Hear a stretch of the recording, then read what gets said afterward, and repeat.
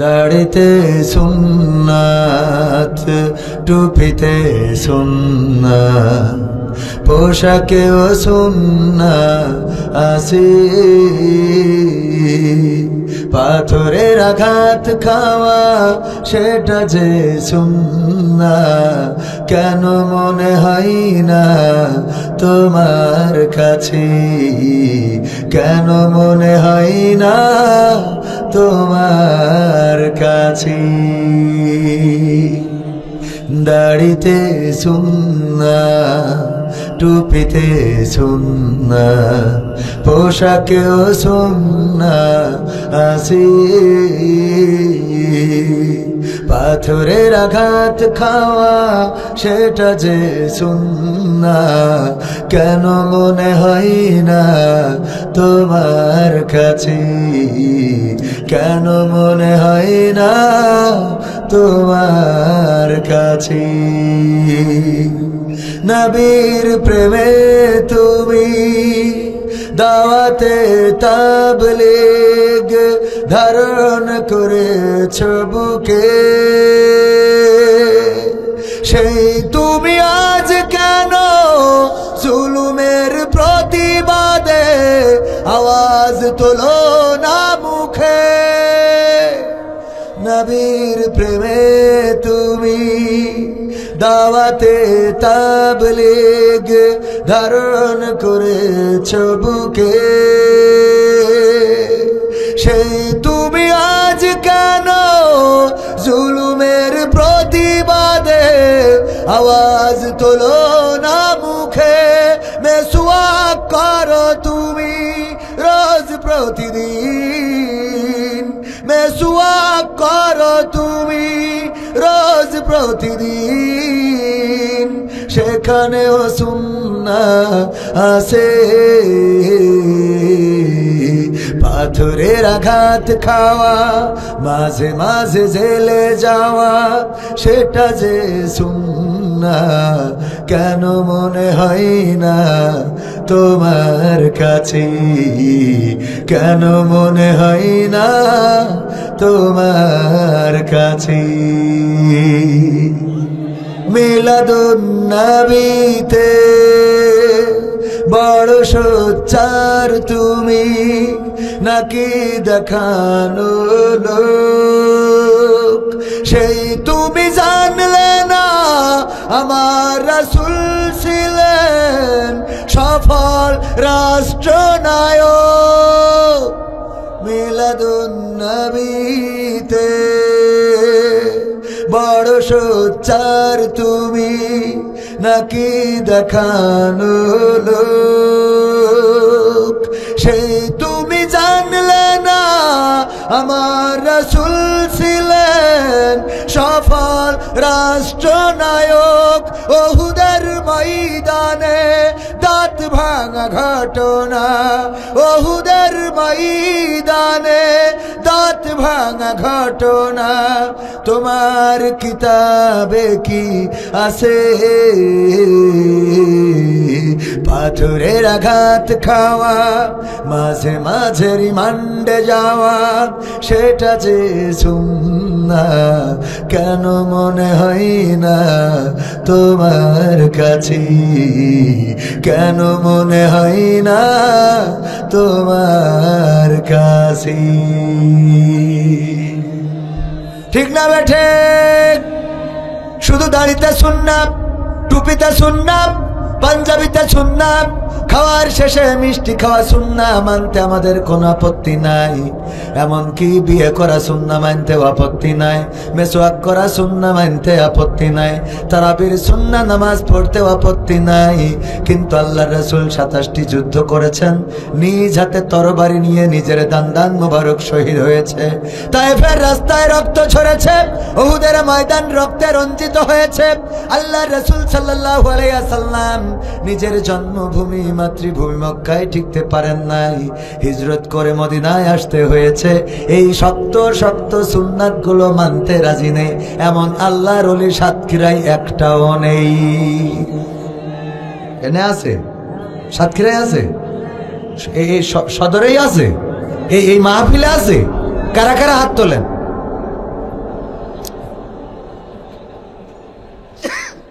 আবেগে তুলে ফেলেছে। হুজুররা বললেই হাত তোলা লাগবে। হুজুর যদি বলেন ঠিক কিনা, কয় ঠিক। সেটা ঠিক না ঠিক? আমি যদি সাতক্ষীরার মানুষের একটা পরীক্ষা করি, এই পরীক্ষায় আমি একটু যদি দেখতে চাই যে সাতক্ষীরার মানুষ ইমানের দিকে কত এগিয়ে, পরীক্ষা নিলেই বোঝা যাবে। বলেন কি পরীক্ষা একটা নিতাম নাকি? নেব? প্রস্তুত আপনারা? পরীক্ষার জন্য প্রস্তুতি নেওয়া লাগে। প্রস্তুত হয়ে থাকেন। পরীক্ষা একটা অবশ্যই নেব এবং দেখতে চাইব সাতক্ষীরার মানুষ সত্যিকার অর্থে কেমন ইসলাম জানে, কেমন ইসলাম বোঝে, কেমন ইসলাম মানে। ইসলাম জানার জন্য, বোঝার জন্য কোরআনের কাছে আসার দরকার আছে না নাই? কিন্তু এই কোরআনের মাহফিলে আসা যাবে? ও যাবে, হ্যাঁ তাহলে ঠিক। তো আসেননি কেন? অনেকেই জায়গা ফাঁকা রেখেছেন। এত বড় মাহফিল, এত বড় গেট, এত বড় প্যান্ডেল, এখনো পর্যন্ত প্যান্ডেল ভরে নাই। আন্তর্জাতিক মানের এক একজন বক্তা, এক একটা বক্তার আনতে এখানে 50,000 টাকা থেকে শুরু করে 1 লাখ টাকা পর্যন্ত আছে না নাই? তাইলে আপনাদের জন্য আনলাম, কিছু কথা শোনাবো, কিছু কথা বলাবো। আর সেই কথাগুলো শোনার জন্য মানুষেরা এখনো জায়গা ফাঁকা করে রেখেছে। এই এলাকায় যত মানুষ আছে যদি আসতো, বলেন এই মাঠে ধরতো নাকি? এই মাঠে তো ধরতো না। তাইলে আসে না কেন? আল্লাহ রাব্বুল আলামিন সূরা বাকারার 28 নম্বর আয়াতে বললেন, কাইফা তাকফুরুনা বিল্লাহি ওয়া কুনতুম আমওয়াতান ফাআহইয়াকুম সুম্মা ইউমীতুকুম সুম্মা ইউহয়িকুম সুম্মা ইলাইহি তুরজাউন। ওগো আমার বান্দারা, কোন জিনিস তোমাদেরকে তোমাদের মহান রব থেকে ভুলিয়ে দিল? তোমাদের রবকে অস্বীকার করতে শিখালো, অথচ তোমরা ছিলে মৃত। তোমাদের কোনো জীবন ছিল না, তোমাদের কোনো আকার ছিল না, তোমাদের কোনো আকৃতি ছিল না, এই পৃথিবীতে তোমাদের কোনো অস্তিত্ব ছিল না। আমরা 1900 সাল জীবনে দেখি নাই, 2000 সাল পেয়েছি, আবার 2100 সাল আমাদের জীবনে আসবে। 1900 সাল দেখি নাই, 2006 সাল অনেকেই দেখেছেন। আবার এখানে অনেক অল্প বয়সী আছেন যারা 2000 সালটাও দেখেন নাই।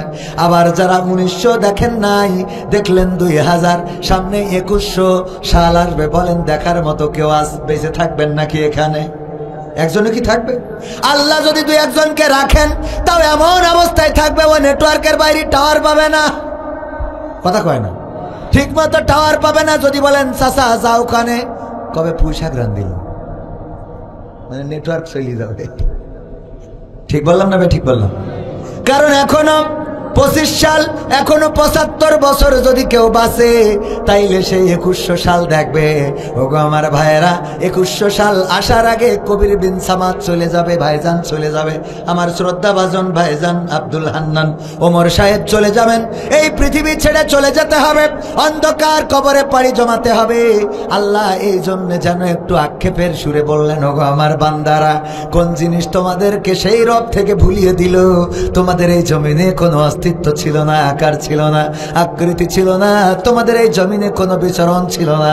আমি আল্লাহ তোমাদের সৃষ্টি করলাম, আকার দিলাম, আকৃতি দিলাম। আবার একদিন আমি তোমাদের মৃত্যু ঘটাবো, আবার একদিন আমি তোমাদের পুনরুজ্জীবিত করব। বেলা শেষে ফিরে আসা লাগবে আমার কাছে। আমার কাছে যখন আসবা, তখন আমি কি করব? ইকরা কিতাবাকা কাফা বিনাফসিকা আল-ইয়াওমা আলাইকা হাসিবা।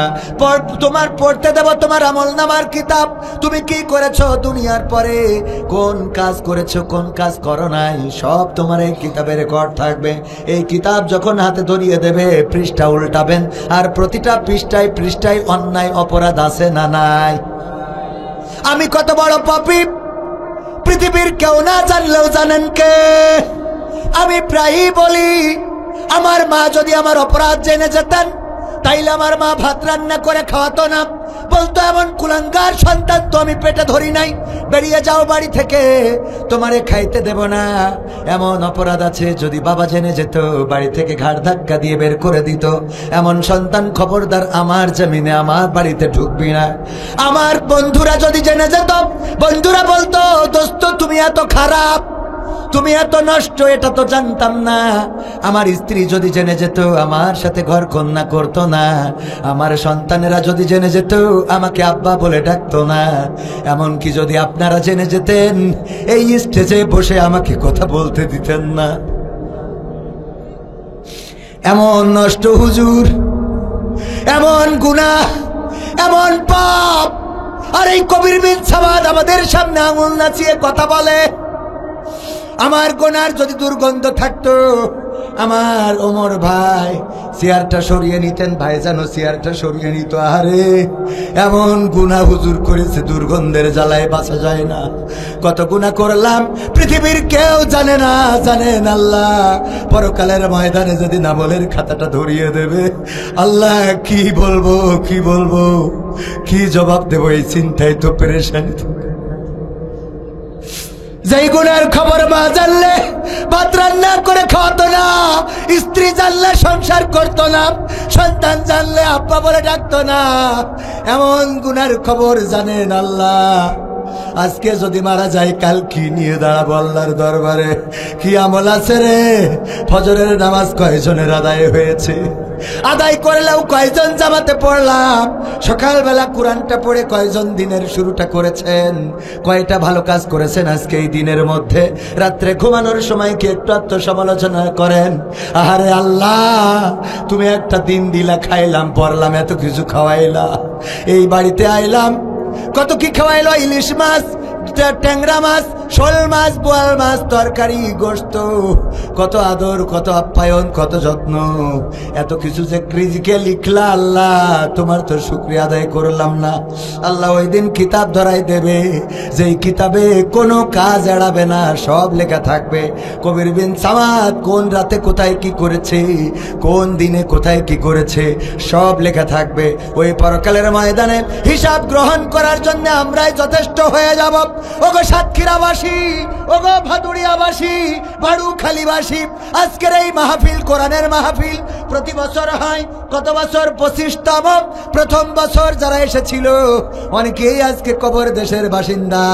ওরা ওখান থেকে যদি ওয়াজ শুনতেও পায়, তাও এই মাহফিলে এসে বসার সৌভাগ্য তাদের আর হবে না। আর আল্লাহ যদি না শোনায়, শুনতেও পাবে না। এই বছর যারা এসেছেন, আগামী বছর কার জানাজা কবে হয়ে যাবে, আমার আপনার ডানে বামে সামনে পিছনে যারা আছে, কেউ কারো খবর পাবো না। বলেন ঠিক কিনা? ও তোমার গোনা দিন ফু রাইয়া যাবে, গোনা দিন ফু রাইয়া যাবে, যৌবনে লাগবে ভাটি। ওই যে দেখো ডাকিতেছে তোমায় কবরের মাটি, ওই যে দেখো ডাকিতেছে তোমায় কবরের মাটি। সন্ধ্যার আগে যেদিন ডুবিবে বেলা, এক পলকে ভেঙে যাবে তোমার রঙেরই মেলা। সন্ধ্যার আগে যেদিন ডুবিবে বেলা, এক পলকে ভেঙে যাবে তোমার রঙেরই মেলা। কারে দিবা তুমি জোরে ধমক, কারে দিবা তুমি জোরে ধমক, কার মাথায় ভাঙবা লাঠি। ওই যে দেখো ডাকিতেছে তোমায় কবরের মাটি, ওই যে দেখো ডাকিতেছে তোমায় কবরের মাটি। খবর পেয়ে আসবে আত্মীয় স্বজন, তোমারই চার পাশে বৈশা তারা করিবে ক্রন্দন।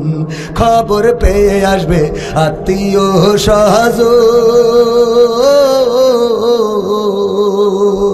তোমারই চার পাশে বৈশা তারা করিবে ক্রন্দন। সাজাইবে মনের মতন, সাজাইবে মনের মতন, কি সুন্দর পরিপাটি। ওই যে দেখো ডাকিতেছে তোমায় কবরের মাটি, ওই যে দেখো ডাকিতেছে তোমায় কবরের মাটি, ও তোমার গোনা দিন ফুরাইয়া যাবে, গোনা দিন ফুরাইয়া যাবে, যৌবনে লাগবে ভাটি। ওই যে দেখো ডাকিতেছে তোমায় কবরের মাটি, ওই যে দেখো ডাকিতেছে তোমায় কবরের মাটি। ঠিক না বেঠে? কবরের মাটি প্রতিদিন ডাক দেয়। আমি মাঝে মাঝে আমার আলোচনায় বলি, ভাইয়েরা মসজিদে যাবেন আর ওই খাটিয়ার কাছে প্রশ্ন করবেন, ওগো খাটিয়া তুমি তো নির্বিকার পড়ে আছো, এখানে টানানো রয়েছে তোমার, বলো দেখি তুমি তো আমার দাদাকে নিয়ে গিয়েছিলে, আমার বাবাকে নিয়ে গিয়েছিলে, আমার চাচাকে নিয়ে গিয়েছিলে, বলো দেখি এবার কার অপেক্ষায় রয়েছো? ওই খাটিয়া যেন নীরবে জবাব দিয়ে দেয়, আল্লাহর বান্দা তৈরি হয়ে যাও, প্রস্তুত হয়ে যাও, এবারের পালাটা তোমার হয়ে যেতে পারি। গোরস্থানে যাবেন, গোরস্থানে যে কবরের মাটির কাছে প্রশ্ন করবেন, ওগো কবরের মাটি বলো দেখি তোমার মধ্যে এখন কার ঘর তৈরি করা হবে? তোমার মধ্যে তোমার দাদার ঘর আছে, আমার বাবার ঘর, চাচার ঘর, গ্রামবাসীদের ঘর আছে, এবার তোমার মধ্যে কার ঘর তৈরি করা হবে? কবর যেন ডাক দিয়ে বলে, আল্লাহর বান্দা তৈরি হয়ে যাও, এবারের ঘরটা তোমার জন্য নির্মাণ হয়ে যেতে পারে। বাঁশবাগানে যাবেন, বাঁশের কাছে প্রশ্ন ছুড়ে দেবেন, ওগো বাঁশ তুমি কার গোরস্থানের সাথী হবা, কার কবরের সাথী হবা? বাস যেন ডাক দিয়ে বলে, আল্লাহর বান্দা তৈরি হও, এবারের সঙ্গী আমি তোমার হয়ে যেতে পারি। কাফনের দাম কোনোদিন জিজ্ঞাসা করলাম না, অথচ যেই কাপড়টা আমাদের পরতেই হবে, পরতেই হবে, এই কাফনের দামটা কোনোদিন দোকানে যেয়ে জিজ্ঞাসা করি নাই, আমার জন্য কতটুকু কাপড় লাগবে আমিও জিজ্ঞাসা করি। বলেন করেছি? অথচ যেই পাঞ্জাবিটা আপনি বানাতে দিয়েছেন দর্জির কাছে, ওটা বানিয়ে এনে গায়ে দিয়ে পরে আপনি বেড়াতে পারবেন, বাজারে যেতে পারবেন, সাতক্ষীরায় যেতে পারবেন, কোনো গ্যারান্টি আছে? কাফনের কাপড় আপনার পরতেই হবে, পরতেই হবে। সেই কাফনের কাপড়ের দামটাও কেউ জিজ্ঞাসা করলাম না, এমনকি কাফনের কাপড়টা কিনে রাখা মানুষও তেমন একটা পাওয়া যায়। আমি তো কিনি, যে কাফনের কাপড়টা লাগবেই, এখন মারা গেলে এখন আমার লাগবে না, লাগবে না তো আমার হালাল টাকা দিয়ে কেনা, এটা কিনে রাখা ভালো না খারাপ? কিন্তু কাফনের কাপড়টা কিনি নাই, কত রং বিরঙের কাপড় কিনলাম, কত রঙের কাপড় পরলাম, ওগো আমার ভাইয়েরা, কাফনের কাপড়ের দাম দিলাম না, অথচ আমার শেষ সঙ্গী হবে 3 টুকরা কাফনের কাপড়। বলেন ঠিক কিনা? মুনকার নাকিরকে খুঁজে পাওয়া যাচ্ছে না, নিখোঁজ হয়ে গেছে। মুনকার নাকির চেনেন কি নাম? দেখাইছে? হ্যাঁ দেখাইস। কোথায় থাকে? হ্যাঁ কোনে থাকে? মুনকার নাকির কোনে থাকে? কাজ কি তাদের? মুনকার নাকির কাজ কি বলেন? হ্যাঁ হিসাব, ওই যে একটু সাহস করি বলেন। মুনকার নাকির হিসাব নাই। কবরে যাওয়ার পরে আল্লাহ রাসূলের হাদিস দ্বারা প্রমাণিত, জিজ্ঞাসা করবেন মান রব্বুকা ওয়া মান দীনুকা ওয়া মান নাবিয়ুকা, তোমার রবকে, তোমার দিন কি, তোমার নবীকে, এই প্রশ্ন করবেন মুনকার নাকির। সেই মুনকার নাকিরকে খুঁজে পাওয়া যাচ্ছে না। আল্লাহ রাব্বুল আলামিন একটা তদন্ত কমিটি গঠন করলেন, ফেরেশতা সেট করে দিলেন, যাও দুনিয়ার পরে খুঁজে বেড়াও, কোথায় আছে খুঁজে দেখো, খুঁজে দেখো পাওয়া যায় কিনা। খুঁজতে খুঁজতে খুঁজতে খুঁজতে তারা পেয়ে গেল আব্দুল কাদের জিলানী রহমাতুল্লাহ আলাইহির কবরের মধ্যে মুনকার নাকিরকে হাত এরকম পিছনে দিয়ে মুড়াতে বাইধে রেখে দিয়েছে। এইটা দেখার পরে ফেরেশতারা চলে গেল আল্লাহর কাছে, যেয়ে বলল, আল্লাহ তোমার মুনকার নাকিরকে পাওয়া গেছে, আছে তো আব্দুল কাদের জিলানী নামক একজনের কবরে বাধা রয়েছে। আল্লাহ বললেন, শোনো নাই কেন বাধা রয়েছে? না শুনি নাই, যাও শুনে এসো কেন বাধা, আর বাধার এই কোন অপরাধে বেঁধে রেখেছে, আর কি করলে ছেড়ে দেবে এটা জিজ্ঞাসা করবা। ফেরেশতারা এসে বলল, ওগো আব্দুল কাদের জিলানী মুনকার নাকিরকে কেন বেঁধে রেখেছো? কয় বেঁধে রেখেছি এই জন্য যে সে এই কবরে আসার পরে আমাকে সালাম বলে নাই, সালাম না দিয়ে কবরে ঢুকেছে, এই জন্য বেঁধে রেখেছি। তখন ফেরেশতারা বলল, কি করলে ছেড়ে দিবা? কয় কোনো ছাড়াছাড়ি হবে না, না ছাড়লে তো হবে না, আল্লাহ বড্ড বিপদে পড়ে গেছে। এখন মুনকার নাকির না থাকার কারণে কত লাশ চারিদিকে কবরে কবরে, এদেরকে মুনকার নাকির প্রশ্ন করবে, কিন্তু এখানে বেঁধে রাখার কারণে ওই কবরগুলোতে প্রশ্ন করা হচ্ছে না। কি করলে ছেড়ে দিবেন একটু বলেন, শর্ত কি? বলল, আল্লাহর কাছে যাও, যে বলো ছেড়ে দিতে পারি। যদি এই বাগদাদে যত কবর আছে কবরগুলোকে যদি মাফ করে দিতে পারে, কবরের আযাবগুলো যদি ক্ষমা করে দেয়, তাইলে ছেড়ে দেব। ফেরেশতারা চলে গেল, যে বলল, আল্লাহ আব্দুল কাদের জিলানী বেঁধে রেখেছে। ফেরেশতারা ঢুকে সালাম বলে নাই, আব্দুল কাদের জিলানীকে সালাম দেয় নাই, এই কারণে বেঁধে রেখেছে। কি করলে ছেড়ে দেবে? আব্দুল কাদের জিলানী জানালো, যদি এই বাগদাদে বা এই ইরাকে যত কবর আছে সব কবরগুলো যদি ক্ষমা করে দিতে পারেন, তবেই তাদেরকে ছেড়ে দেবে। আল্লাহ রাব্বুল আলামিন ডাক দিয়ে বললেন, ওগো আব্দুল কাদের জিলানী, তুমি তো শুধুমাত্র বাগদাদের মানুষের ক্ষমা চেয়েছো, তুমি তো ইরাকের মানুষের ক্ষমা চেয়েছো। আজকে আমি যে বিপদে পড়ে গেছি, তুমি যদি চাইতে গোটা দুনিয়ার মানুষ যারা মারা গেছে আর আগামীতে যারা মরবে তাদের সব ক্ষমা করে দিতে হবে, আমি আল্লাহ সবাইকে ক্ষমা করে দিতাম। তুমি যেহেতু বাগদাদ ইরাকের মানুষের ক্ষমা চেয়েছো, সকল কবরকে আমি আল্লাহ ক্ষমা করে দিলাম। বলেন সুবহানাল্লাহ। পরীক্ষা নিতে চাইলাম, মনে আছে না নাই? মনে আছে? এই পরীক্ষা, ওগো আমার ভাইয়েরা, সুবহানাল্লাহ বলেছেন কতজন? হাত উঁচু করেন। নারায়ে তাকবীর, লিল্লাহে তাকবীর। হাত টান টানা করেন। সুবহানাল্লাহ বলেছেন যারা, আল্লাহ সাক্ষী, সুবহানাল্লাহ বলেছেন যারা। আমার ক্যামেরাম্যানরা দেখছে, হাত টানা টানা করেন একেবারে শক্ত করে। সুবহানাল্লাহ বলেছেন। এবার হাত নামান। নাউযুবিল্লাহ বলেছেন কারা কারা? সাতক্ষীরা ইসলামের উর্বর ভূমি, স্টেজে একজন আর সামনে এই মাত্র কয়েকজন। অষ্টা বলিলাম পরীক্ষা নেব, দেখবো কারা পাশ করে। আব্দুল কাদের জিলানী আল্লাহর বিপদে ফেলিয়ে দেবে, এই ক্ষমতা আছে নাকি? আপনাদের ওয়াজ শুনাইলাম, এ তো বুঝাই গে। কটা ফেল করেছেন, এবার বাড়িতে চিন্তা করি থাকেন তো। ইমান, আপনাদের ইমান নষ্ট করতে তো বেশি কিছু লাগে না, এরম একটা ওয়াজ করলেই শেষ।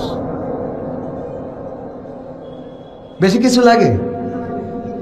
আব্দুল কাদের জিলানীর কবর দেশের মধ্যে দড়ি পাইল ওখানে, এটু তো একটা মাথার মধ্যে একটা চিন্তা করা লাগে, যে ফেরেশতাতে যে বানবে তার তো একটা দড়ির তো দরকার আছে। তা দড়ি কি কবরে আবার উঠে এসে নিয়ে তো আবার সেই শুয়েছে?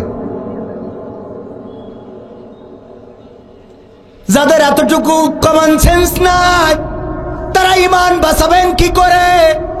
আমি বলবো, এখন থেকে যখন ওয়াজ শুনবেন, আল্লাহ রাব্বুল আলামিন পবিত্র কালামে হাকিমে বলে দিয়েছেন, ওয়াইযা কুরিয়াল কুরআনু ফাসতামিউ লাহু ওয়া আনসিতু লাআল্লাকুম তুরহামুন। যখন তোমাদের সামনে কোরআন পড়া হবে, তখন তোমরা চুপ থাকবে এবং হৃদয়ের কান দিয়ে শুনবে, যাতে করে তোমাদের উপরে আল্লাহর রহমত বর্ষণ হতে পারে। ওগো আমার ভাইয়েরা, চুপ থেকে যদি হৃদয়ের কান দিয়ে কোরআনের খাদেম যারা ওয়াজ করে শোনায় যদি শুনতেন, এখানে যারা হাত তুলেছেন, আমার বিশ্বাস অন্তত এই হাত তুলে আজকে ফেল করতেন। আমি তো হুজুর মানুষ, বেশি বুঝি নে, তাও আপনাদের এতগুলো লোক ফেল করলেন। আর শয়তান তো অনেক বড় ট্যালেন্ট, এর মতো ট্যালেন্টের কাছে মার খেয়ে যাবেন, একদম কোনো মন্ত্র লাগবে না। কথা কয় না? আব্দুল কাদের জিলানীর কাছে একবার শয়তান গিয়েছে, যাওয়ার পরে বলছে, আসসালামু আলাইকুম ইয়া আব্দুল কাদের জিলানী। কয় আমারে এত নাম ধরে বড় করে সালাম দিল কে তুমি? কয় আমি জিব্রাইল। কোথা থেকে এসেছো? আসমান থেকে। কেন এসেছো? আল্লাহ পাঠিয়েছেন। কেন পাঠিয়েছেন? ওগো আব্দুল কাদের জিলানী, আপনার ইবাদতের পরে আল্লাহ এতটাই সন্তুষ্ট হয়েছেন যে আমি জিব্রাইলকে দিয়ে পাঠিয়ে দিয়ে জানিয়ে দিয়েছেন যে আপনি আল্লাহর কাছে অনেক উপরে চলে গিয়েছেন। আল্লাহ রাব্বুল আলামিন এই সুসংবাদ দেওয়ার জন্য আমি জিব্রাইলকে আপনার কাছে পাঠিয়েছে। জিব্রাইল এই কথা শুনে আব্দুল কাদের জিলানী রহমাতুল্লাহ আলাইহি বগল বাজাইছে না? বাজায় নাই। আমাদের এখনকার পীররা যদি এরকম শয়তানিসি বলে যে আব্দুল কাদের জিলানী না কোনো পীর, ও তো বলবে কালকে জিব্রাইল আসিল, ও তো একেবারে ওলিয়া উলিয়া ছাড়াই চলে যাবে, শেখ হাসিনার উপরে উঠে যাবে। ঠিক না বেঠে? আব্দুল কাদের জিলানী বলল, আমারে ভূগোল বুঝাইতে আইসো না, আমারে ভূগোল বুঝাবা না, কারণ আমারও পৃথিবীর জ্ঞান কিছু আছে। আল্লাহর নবী যেদিন পৃথিবী থেকে বিদায় নিয়েছেন, বিশ্ব নবী মুহাম্মদ সাল্লাল্লাহু আলাইহি ওয়াসাল্লাম, ওই দিন ফেরেশতা জিবরাইল চলে গেছে, আর এই জমিনে কিয়ামত পর্যন্ত আসবে। কেমনে আইলা তুমি? কয় আল্লাহ খুশি হয়ে পাঠাইস। কয় আমার বুঝা শেষ, তুই যে শয়তান। কথা কয় না। শুধু এই না, আর একটা শয়তান চিনার ঘটনা বলি। আমরা হজে যাই পাথর ছুড়ি, কয় জায়গায়? ওখানে এখন একটা শয়তান বানাই রেখেছে, আমরা যে ছুড়ি। যাই হোক, আমি বড় হজ করিনি তো, বড় হজে এইবার যাবো, আল্লাহ যদি কবুল করেন। নিবন্ধন করা শেষ, একটু দোয়া করেন যেন ওয়াজ করি যে টাকা পাই। এতে হজ মজ না করলে তো উপরে গেলে বাটাম টানবো। তো এই জন্য কিছুটা আল্লাহ যেন আল্লাহর কাজেও থাকতে দেয়। এটা মাদ্রাসাও করেছি, ওয়াজ করি করি ওখানে লাগাচ্ছি। মনে করেন না যেন ছোট মানুষ তো, বেশি ভালো কিছু তো হবে না। যাই হোক ভাইয়েরা আমার, শয়তান রে পাথর ছুরি কেন? ইসমাইল আলাইহিস সালাম মিনাতে যখন পৌঁছে গেলেন, এর আগে হাজেরার ধোঁকা দিল। হাজেরা যখন বুঝে ফেললো এটা শয়তান, ইসমাইল আলাইহিস সালাম ছোট বাচ্চা শিশু, এই বাচ্চা শিশুরে শয়তান কয়, ওরে কোথায় যাও? কয় আমার আব্বা বেড়াইতে নিয়ে যায়। কয় তোমার আব্বা তো বেড়াইতে নিয়ে যায় না। কোথায় নিয়ে যায়? তোমার আব্বা তোমারে কুরবানি করতে নিয়ে যায়। কয় আব্বা কোনোদিন কি পারে সন্তানের গলায় ছুরি চালাইতে? কয় চালাবে না। তুমি কি মনে করো? কারণ তোমার আব্বার আদেশ করেছে তার রব। আদেশ করেছে কিনা? ইব্রাহিম আলাইহিস ইসমাইল আলাইহিস সালাম বললেন, আমি বুঝতে পেরেছি, আমার মায়ের কাছে শুনেছি একজন শয়তান আছে, সে ধোঁকা দেয়। তুমি সেই শয়তান। আমার পিতা যদি তার রবের হুকুম মতো আমারে জবাই করতে চায়, আমি একবার নয়, দুইবার নয়, 10 বার নয়, আল্লাহ যদি বারবার আমার জীবন দেন, বারবার আল্লাহর জন্য কুরবানি হইতে আমার কোনো আপত্তি নাই বলে পাথর ছুঁড়ে মেরেছিল। দেখেন, ইসমাইল আলাইহিস সালাম কোনো ভার্সিটিতে পড়ে নাই, কোনো কলেজে পড়ে নাই, কোনো হাফেজিয়া মাদ্রাসায় পড়ে নাই, কোনো স্কুলের ছাত্র নাই, তার কোনো মাস্টার ছিল না। এমনকি ইসমাইল আলাইহিস সালাম এমন কোন সমাজে বাস করতেন না যে সমাজে মানুষেরা আছে। ইসমাইলকে সামাজিকতা শিখিয়েছেন, বরং এমন একটা মরুর প্রান্তরে ছিলেন যেখানে কোনো ঘর নাই, বাড়ি নাই, পানি নাই, খাদ্য নাই, খাবার নাই, গাছ নাই, পালা নাই, ঘর নাই, সংসার নাই। এই মরুভূমির মধ্যে আম্মা হাজরা আলাইহিস সালাম এত সুন্দর করে মানুষ করেছেন যে এই ছোট্ট বাচ্চা শিশুটাও শয়তানের কেরামতি বুঝে ফেলেছে। কিন্তু সাতক্ষীরার আমরা যেটারে বলি ইসলামের উর্বর এলাকা, সেইখানে 100 জনে 99 জন ফেল মেরে বসে থাকলেন।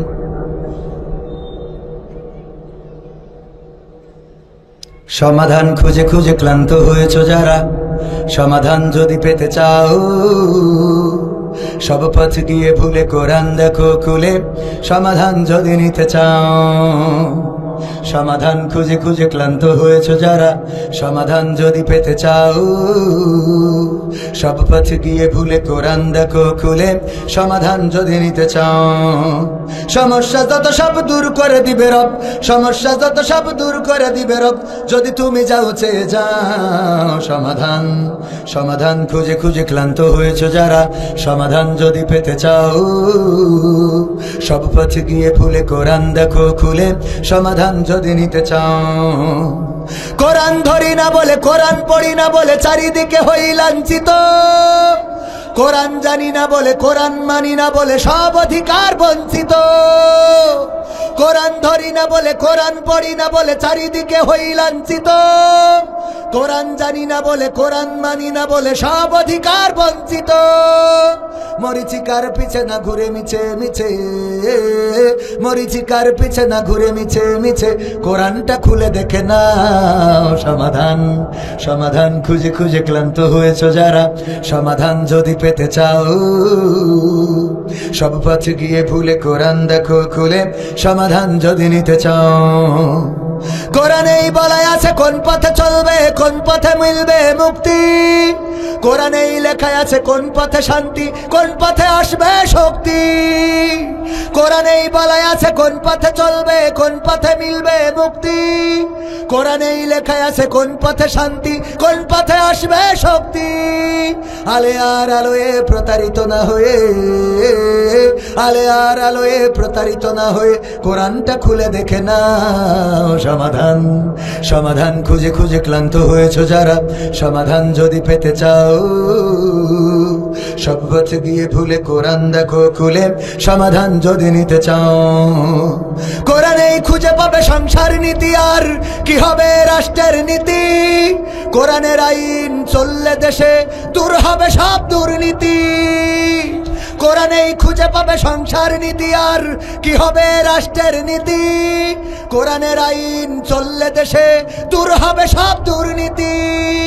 মানব রচিত মাতে শান্তি খুঁজো না পথে, মানব রচিত মাতে শান্তি খুঁজো না পথে, কোরআনটা খুলে দেখে না সমাধান। সমাধান খুঁজে খুঁজে ক্লান্ত হয়েছো যারা, সমাধান যদি পেতে চাও সব পথে গিয়ে ভুলে কোরআন দেখো খুলে, সমাধান যদি নিতে চাও। কোরআনেই বলা আছে কোন পথে পরাজয়, কোন পথে আসবে বিজয়। কোরআন দেখানো পথে চললে মানুষ থাকবে না তার কোনো ভয়।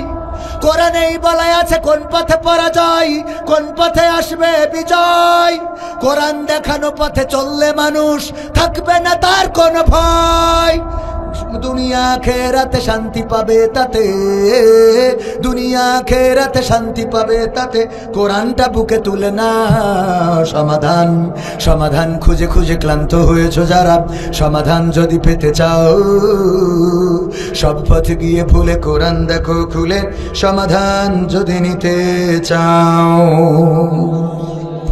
সব সমস্যার সমাধান কোরআনে, সব সমস্যার সমাধান আছে না নাই? আল্লাহ রাব্বুল আলামিন সব সমস্যার সমাধান দিয়ে দিলেন। গতকালকেও মাহফিল ছিল সাতক্ষীরা, কলারুয়া এবং সারসার মাঝখানে কোটা নামক গ্রামে। কোটা গ্রামটা এমন জায়গায়, মাদ্রাসা যেটা সেটা কলারুয়ার মধ্যে, আর মাহফিলের মাঠ করেছে যশোর সারসার মধ্যে। তার মানে একসাথে দুই জেলার মানুষের রস শুনাইছি কালকে। হ্যাঁ, একসাথে দুই জেলার মানুষের ওয়াজ শুনালাম। চিরকুটে এসেছে হুজুর। লাইলাতুল ফেব্রুয়ারি উপলক্ষে এক যুবক তার প্রেমিকাকে গিফট করার জন্য ছাগল চুরি করেছে। আল্লাহ এতে কত ফজিলত দান করবে বলেন, সহ্য না করি পারা যায়? হুজুর বলেন দেখি, লাইলাতুল ফেব্রুয়ারিকে কেন্দ্র করে গার্লফ্রেন্ডকে ছাগল চুরি করে বিক্রি করে তার জন্য গিফট কিনেছে, গিফট দেওয়ার জন্য। বলেন হুজুর এতে তার কি হবে? ওগো আমার ভাইয়েরা, তার কি হবে না হবে যতই বুঝাই যতই ওয়াজ করি কোনো পরিবর্তন তেমন হবে। কিন্তু যদি কোরআনের আইন অনুযায়ী যদি কেউ ধর্ষণ করে, জেনা করে, ব্যভিচার করে, জেনা করলে যদি বিবাহিত হয়, অথবা ধর্ষণ যদি করে অবিবাহিত হোক আর বিবাহিত হোক, তার শাস্তি কি? মাজা পর্যন্ত গেড়ে দাও, তারপরে ইট পাথরে নিক্ষেপ করে সঙ্গে সার করে দাও। কবির বিন সামাদ ওয়াজ শোনাবে সারা রাত সারা দিন 365 দিন। এই ওয়াজ যতই করুক না কেন বাবারা, দয়া করে কেউ মোটর সাইকেলে ডার্লিং তুলে গিয়ার মারবা না। গিয়ার যদি ফেল করো গো তাইলে বিপদে পড়ে যাবারি। কাজ কি হবে? যুবকরা ওয়াজ এখানতে শুনবে, এনতে বের করে দেবে। ও ঠিকই যে গার্লফ্রেন্ড বলবে তুমি যদি কালকে আমার মন্টু মিয়ার বাগান বাড়ি না নিয়ে যাও তাহলে মাকসাদের ছেলের সাথে যাবো। কারণ না তুই থাক আর না আসতি, ঠিক না বে ঠিক? ওয়াজ শুনে যখন ওয়াজ শোনে তখন মনে করে কালকে ভালো হয়ে যাব। আবার যখন ডার্লিং ফোন মারে কয় আজকে শেষ, আজকে শেষ, কালকে ভালো হবে। মানে আবার একদিন রিনিউ করে, কথা কয় না। দেখবেন বেনামাজি যারা, ওদের যতই বলেন ওরা বলবে ভাই ঠিক আছে কালকে পড়ব। ওর ওই কালকে আর আসে না। আবার যেই বলবেন কবে হ্যাঁ কালকে পড়বো, মানে ও রিনিউ করে। কালকে কবে? কালকে। এই কালকে রিনিউ করে, এই রিনিউ করি কোন। যাই হোক, আমি যেটা বলছিলাম, এখন যদি ধর্ষণ, জেনার শাস্তি বাংলাদেশে কোরআন অনুযায়ী হয়, তাইলে কি করবে? মাথা পর্যন্ত গেড়ে দিয়ে ইট পাথর মারবে। কবির বিন সামাদ যদি এই অপরাধে অপরাধী হয়, আর যদি সাক্ষ্য প্রমাণে প্রমাণিত হয়ে যায়, এরকম করে বড় পোস্টার করা হবে ভাড়ুখালী। ভাড়ুখালী ওই যে কোন মাঠ, এইটা মাঠের নাম কি? ভাড়ুখালী মাদ্রাসা ময়দান। এই ময়দানে কবির বিন সামাদের মাথা পর্যন্ত গেড়ে সঙ্গে সার করা হবে। সবাই দলে দলে যোগদান করিয়া ইহকালের শাস্তিটা দেখবেন। এবার সবাই আসবে, এই যে ক্যামেরা আসবে, আমার তরিকুল ভাই ইসলামিক সিটি টিভি আবার ড্রোন দিয়ে উপরতে ভিডিও করবে, তারপরে হাতে একটা ক্যামেরা আছে এরকম নিয়ে ঘুরে বেড়াবে। তো এই সব করবে, এই যে এইগুলো করিয়ে ভিডিও করিয়ে যখন ইট দিয়ে কুপান দিয়া এইটা মোটামুটি একেবারে সব ভিডিও টেলিভিশন আর সরাসরি এইগুলো দেখবে। বলেন তো আগামীকালকে জেনা নিয়ে, ধর্ষণ নিয়ে আর লাইলাতুল ফেব্রুয়ারি নিয়ে কোনো হুজুরির ওয়াজ করা লাগবে? ওরা নিজের থেকে হবে যে আমি ভালো হয়ে গেছি, ঠিক না বেটে? কি তোর নাম কি? কয় মাসুদ। ওবায়দুল কাদের তো বলতো মাসুদ ভালো হয়ে যাও। ও বলা লাগবে না, ও এমনি বলবে আমি ভালো হয়েছি, ঠিক না বেটে? কি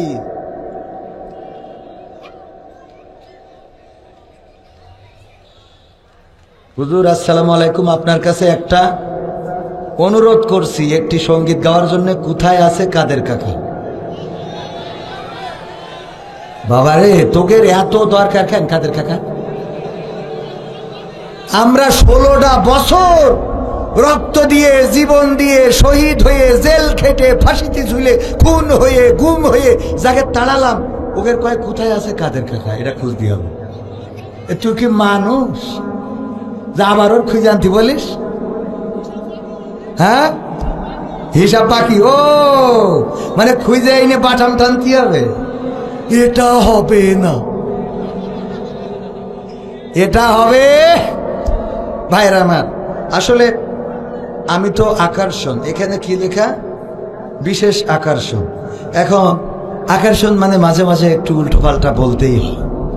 প্রায় জায়গায় প্রধান বক্তা হিসাবে এখন দাওয়াত পড়ে, আলহামদুলিল্লাহ। ছোট ছোট মাহফিল, বড় মাহফিল গুলোতে না। আমি বলি আমার নামের আগে তো লেখে মুফাসসিরে কোরআন। আমি কই যে মান সম্মান নিজেদেরও নষ্ট করেছেন, আমারও নষ্ট করেছেন। আমি মুফাসসিরে কোরআন না, আমি হলাম মুসাফিরে কোরআন। কি কোরআন? মুসাফিরে কোরআন। মানে কোরআন আমি সফর করে এসে দুই একটা কোরআনের কথা বলতেছি। মুফাসসির হওয়ার জন্য ন্যূনতম 8টা গুণ থাকা লাগে, তার মধ্যে একটাও আমার নেই। মুফাসসির লিখে বসে থাকে। আমি হলাম ওই সেই একজন চা বেচত, চার দোকানদার। ওর দোকানের নাম হইলো আলহাজের চার দোকান। তা আমাদের এক বক্তা গেছিল, যে এই বলছে, চেহারা দেখি বলছে তুমি তো হজ করা লোক না, হ্যাঁ তুমি আলহাজ, এই দোকান কার? তা বলছে আমার। তা বলছে তোমার দোকান? তা আলহাজের চার দোকান কই না? কয় এইটাই। তো এইটাই তুমি তো হজ করোনি, কত সালে করিসাও? কয় না হুজুর আমি হজ করিনি। তাহলে আলহাজের চার দোকান হয় কি করে? বলছে হুজুর মনে কিছু করবেন না, আসলে আলহাজ না, আমি হলাম জেল হজ। কি হজ? জেল হজ কি করি, তাহলে আলহাজ হইল কেন? বলছে হুজুর আর বললেন না সে কথা, আমি গাঞ্জার ব্যবসা করতাম। কের ব্যবসা? গাঞ্জার ব্যবসা করতাম। তা পুলিশই ধরে নিয়ে গেছিল। ও মা, আমি জেলে যেই দেখি ওর মধ্যে একমাত্র আমি ভালো মানুষ, আর বাকি সব এই যে মাওলানা খালেক, তারপরে এটিএম আজহারুল ইসলাম, ওবায়দুল কাদের, আব্দুল কাদের মোল্লা, আলী হাসান, মোহাম্মদ মুজাহিদ, মতিউর রহমান নিজামী, দেলোয়ার হোসেন সাইদি, আমির হামজা, মামুনুল হক, রফিকুল ইসলাম মাদানী, সব অপরাধী খালি আমি ছাড়া। তা আমি চিন্তা করলাম এত পাপী যেহেতু জেলখানায়, আমি এদের পাপের পথটাই ধরব। তো ওইখান থেকে তওবা করেছি যে জেলখানায় যদি এত পাপীর বসবাস হয়, আল্লাহ যেহেতু আমার এখানে কবুল করেছে, তাহলে আমি এই পাপীদের রাস্তায় ধরব। তারপরে এসে গাঞ্জার ব্যবসা ছেড়ে দিয়ে নামাজ কালাম পড়ি, রোজা রাখি, আর এই চার দোকানে টিম টিম করি চলি। তো তাহলে আলহাজ হইলি কি করে? বলছে ওই যে আমার কাছ থেকে যারা গাঞ্জা কিনতো হুজুর, ওরা ওই উপহাস করি আমার আলহাজ ডাকে। তো আমি আসলে আলহাজ না, আমি হলাম জেল হাজ। কথা কি বোঝা গেছে? তো আমি আসলে মুফাসসির না, আমি হলাম মুসাফির। ঠিক আছে তো বাজান? হ্যাঁ, নিজের ছোট করলে কোনো দোষ নেই। ছোট মানুষটা বড় করি লাভ কি? কথা কয় না, মানুষটাই তো ছোট, বড় করার কিছু নেই।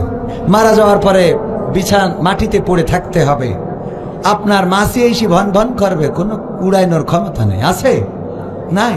সুতরাং কিসের অহংকার, কিসের লড়াই, কিসের বড়াই, সব চূর্ণ হয়ে যাবে। ক্ষমতা চিরস্থায়ী না, বলেন ঠিক কিনা?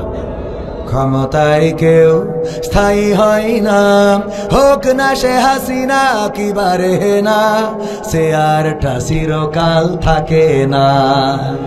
ক্ষমতায় কেউ স্থায়ী হয় না, মুজিবুর বেশি দিন থাকেনি, জিয়াউর কেউ তো রাখেনি।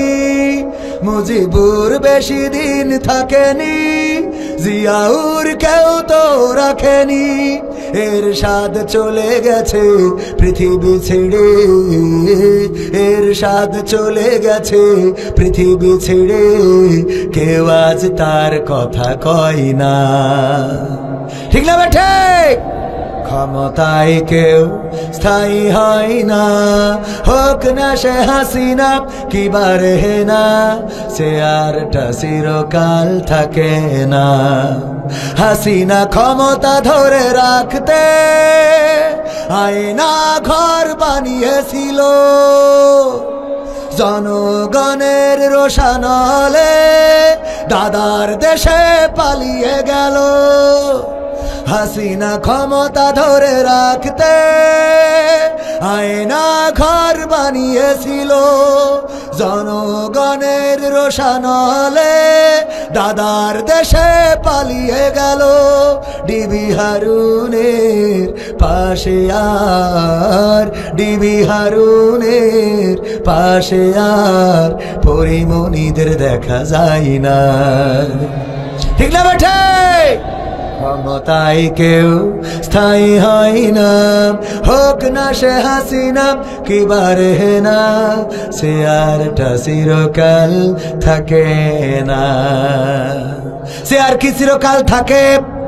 নমরুদের ছিল না, ফেরাউনেরও ছিল না, আবু জাহেল্লার ছিল না, আব্রাহার ছিল না, কারুনের ছিল না, হামানের ছিল না। পৃথিবীর পরে যারা জুলুম করেছে কেউ টেকে নাই, আর পৃথিবীর পরে আগামীতে যারা জুলুম করবে তাদের চেয়ারটাও টিকবে না, বলেন ঠিক কিনা? কারণ এই চেয়ারের মালিক কে? এই চেয়ারের মালিক আল্লাহ, পাওয়ারের মালিক আল্লাহ, অবিনশ্বর আল্লাহ। সব কিছু নশ্বর, এই দুনিয়ায় সব শেষ হয়ে যাবে, সোজা মানুষটা কুজা হয়ে যাবে। যুবক, যেই যুবকের মুখে দাড়ি নাই সেই যুবকের মুখে দাড়ি গজাবে, যার মুখে কালো দাড়ি, কালো দাড়িটা সাদা হয়ে যাবে, যার চোখের মনেটা কালো আছে সেটা ঘোলা হয়ে যাবে, যেই মানুষটা সোজা আছে কুজা হয়ে যাবে, যার চামড়াগুলো টান টান আছে এই চামড়াগুলো একদিন ভাঁজ পড়ে যাবে। আমার মা বোনেরাও আছে পর্দার অন্তরালে চেহারার ঝাঁকানি দিয়ে বেড়ায়। ওরে আল্লাহ, আমার যুবকেরা ওই দেখে 10-12টা দোকানে বসে থাকে আর বলে মালরা কত সুন্দর। ঠিক না বেঠিক? ঝাঁকানি দেয়। দেখো, আবার যার চেহারা নেই ও আবার বানাই নিয়ে আসে কান্তে। এই বিউটি পার্লার কে দিয়েছে? বিউটি পার্লারতে বানাই না, বানাই না। কত সুন্দর করে আলকাতরা বেগম পরিমণি সেজে চলে আসে। আমার আল্লাহ বলল, ওয়া করনা ফি বুয়ুতিকুন্না ওয়ালা তাবাররাজনা তাবাররুজাল জাহিলিয়াতিল উলা। ওগো নারীরা, পর্দার মধ্যে থাকো, জাহিলি যুগের মেয়েদের মতো সাজুগুজু করে নিজেদেরকে প্রদর্শন করে বেড়াইও না। আর আমার মা বোনেরা বলল, আমরা আল্লাহ তোমার কথাও শুনবো, শয়তানের কথাও ফেলবো না। কেমন করি? আগে সাজুগুজু করে, মেকআপ মারে, ব্রু পেন দেয়, লিপস্টিক মারে, আবার এমনি তার কাটার বেড়া দেয়, হ্যাঁ, চিকন করি আবার কালো করি। হ্যাঁ, এইগুলো দিয়ে তারপরে উনি বুরখা লাগায় পার্কে যায়, মন্টু মিয়ার বাগান বাড়ি যায়, রিসোর্টে যায়, ওই যে বাম্বু ক্যাফেতে বাঁশ খাতি যায়, ওখানে যেয়ে আবার খুলে দেয়, বলে দেখো কেমন লাগে আজকে। আসে না নাই? আবার আসার সময় বুরকা পরে আসে, গ্রামের লোক মনে করে তাপসী রাবিয়া একটা ঢুকলো আর বেরোলো, মাঝখানে যে ও জাহান্নামের টিকিট কনফার্ম করিয়ে তা জানে না, কথা কয় না। আসে না নাই? আসে মানে কি? একজন বিয়ে করার পরে বিউটি পার্লার সাতক্ষীরার মালিকের যে বলছে, এই যে এই নেন iPhone 16 Pro Max। আইফোন বলছে আমার জন্য নিয়ে আসেন কেন? বলছে আমার বোর কালকে সাজাই দিয়েছিলেন, আমি খুশি হয়েই দিলাম। তাই বলি আইফোন 16 প্রো ম্যাক্স, এ তো 2 লাখ টাকার উপরে। কয় অসুবিধা কি, বউ তো 10টা না 5টা না 1টা। কয় আল্লাহ এরম স্বামীর আরো 3টে বিয়ে হোক। হ্যাঁ, খুলেছে, খোলার পরে প্যাকেট খুলে ওর মধ্যে একটা মোবাইল বের করে দেখে কি এর আইফোন 16 প্রো ম্যাক্স, ওর মধ্যে নোকিয়া 1100, তাও বাটন নষ্ট, গাডার মারা, সিরকুটি লিখা রয়েছে, এরকম করে কাগজ লিখে দিয়েছে। এখন কেমন লাগে? এখন কারণ হলো গতকালকে তুমি যেই মালদারে সাজাইছো ওইটা তো আমার বউ। বাসর রাতে ঘুমটা উল্টাইয়ে দেখলাম পরিমণির খালাইতো বোন। সকালবেলা গোসলের পরে দেখি নোকিয়া 1100 বাটনে কাজ করতি না, গাডার মারা। এক গোসলে সব ধোয়া শেষ, গাডার মারা, বাটনে কাজ করে না। এরপরে এবার উনি গান গাওয়া শুরু করেছে, আমি পারি না আর পারি না, আমি কেন মরি না, আজরাইল কি চিনে না আমারে গো, আমি পারি না আর পারি না। হয়তো 2 দিন আগে মরব, পরে মরলে কি ক্ষতি, না হয়তো 2 দিন পরে মরব, আগে মরলে কি ক্ষতি। ওরে এই দুনিয়ার রং তামাশা বুঝলাম না গো একরতি, ও আমার ঘরেরও রমণী সে যে কাল নাগিনী, সাতক্ষীরার বিউটি পার্লার আমার বাজাইছে 12টায়, আমি পারি না আর পারি না। ঠিক না বেঠে? এই গান গাওয়া ছাড়া কি কোনো উপায় আছে? যদি সংসারে বনিবনা না হয়, স্ত্রী যদি বলে আমার সাথে তুমি এমন আচরণ করো কেন, তাহলে বলতে হবে তোমার কোনো দোষ নেই, আমারই তো দোষ, আমারই তো ভুল। ঠিক না বেঠে? তোর কোনো দোষ নেই, আমার ভুল। কারণ তোর মেকআপ দেখিলাম কিন্তু পাঁচ দিক তাকায় দেখিলাম না যে টাওয়ার আছে কিনা। কথা কয় না, উপর দেখার সময় একটু পাত দিকেও দেখবেন। যদি উপরে ঝলমাল করে, পায়ে যদি দেখেন যে নেটওয়ার্কের টাওয়ার পাচ্ছে না, তাহলে বলবেন এ বলো ঝামেলা আছে। মনে থাকবে? আর কত শিখবো। এ কি লিখেছিস রে যুবকেরা, শোনা আমার। হুজুর পরিমণি যদি শর্ত দেয় আপনি তাকে বিয়ে করলে সে দিনের পথে চলে আসবে, তাহলে কি আপনি বিয়ে করবেন? এরা আর খুঁজে পায়নি কিছু। কি কায়দা, একেবারে দিনই প্রশ্ন। কি প্রশ্ন? দিনই প্রশ্ন যে হুজুর পরিমণি যদি শর্ত দেয় আপনি তাকে বিয়ে করলে সে দিনের পথে চলে আসবে, তাহলে আপনি কি তাকে বিয়ে করবেন? এইটা কি হুজুর কাছে দেওয়ার প্রশ্ন? আর এই প্রশ্ন দিয়ে আমি এখন যদি সঠিক কথা বলি তা তো আমার বাড়ি ঝটপট বেঁধে যাবে। হ্যাঁ, এই উত্তর দেওয়াই যাবে না। কি আবার কি?